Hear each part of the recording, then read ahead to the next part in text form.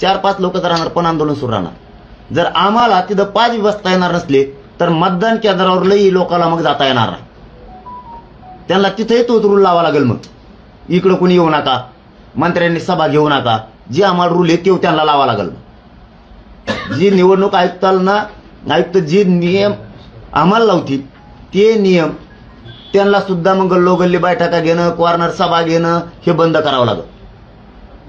10वी-12वीच्या परीक्षेसंदर्भात त्याबद्दल तर मी पहिले ते जाहीर केलं, आंदोलन रद्द फक्त विद्यार्थ्यामुळे केले साहेब. नसतं मी एकदा बाण सोडा की सोडा. कधीपर्यंत नाही ना, त्या लेकरांना कसलीच अडचण येणार नाही ही शब्द आहे माझा. म्हणून मी 3 तारखेपर्यंतचे सगळे आंदोलन रद्द केले. आता तर आंदोलनच नाहीये. 3च्या पुढे एप्रिलपर्यंत परीक्षा आहे ना. पुढचं तर आणखी काही ठरलंच नाही ना. ते आजच कसं सांगू. आज पूर्ण शांत आहेत आम्ही. कुठंही आमचं आंदोलन राज्यात नाही कुठंच. कारण विद्यार्थीच हे भविष्य त्यांच्यासाठी लढतोय. आज सगळ्या जाती धर्माचे लेकरं आलेत, त्यांच्या न्यायासाठी लढतोय.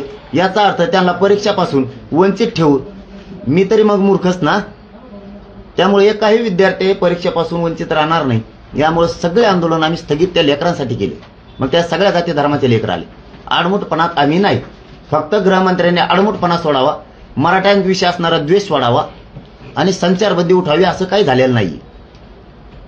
नसल उठवायची हरकत नाही. मराठा समाजानं अंतरवालीकडे येऊ नये. मीच बाहेर येतो, मग काय करावं. धन्यवाद दादा. मंत्र्यांबद्दलचा आपला रोष कुठेतरी कमी होताना दिसतोय, जे बंदी घातलेली होती त्याबद्दल.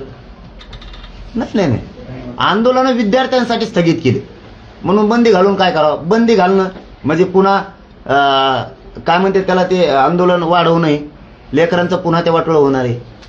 आमच्या स्वार्थासाठी नाही जगत आम्ही. महाराष्ट्रातल्या लेकराचं वाटोळं होऊ नये त्याच्यासाठी जगतोय आम्ही.